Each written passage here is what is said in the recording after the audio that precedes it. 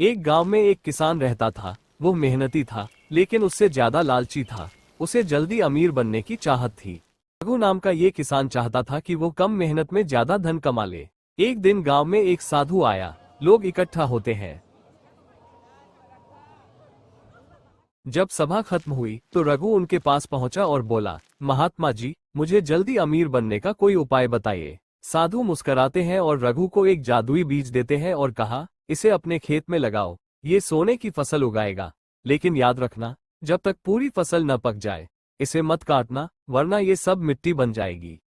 रघु खेत में बीज लगाता है। दिन गुजरते हैं, हरे भरे पौधे उगते हैं और फिर उन पर चमकदार सोने के दाने दिखने लगते हैं। रघु फसल को देखता है। उसके चेहरे पर लालच दिखने लगता है। वह सोचता है, अगर अभी ही इतनी सोने की चमक दिख रही है, तो पूरी फसल पकने के बाद कितना सोना मिलेगा। रघु से रहा नहीं जाता, वो फसल काटने लगता है और जैसे ही एक पौधा काटता है वो मिट्टी बन जाता है। पर लालच में आकर उसने सारी फसल काट दी। सारी फसल देखते ही देखते मिट्टी में बदल गई। रघु रोने लगा और अपना सर पकड़कर बैठ गया। रघु को अपनी गलती का एहसास हुआ, लेकिन अब बहुत देर हो चुकी थी। फिर उसे साधु की बात याद आती है।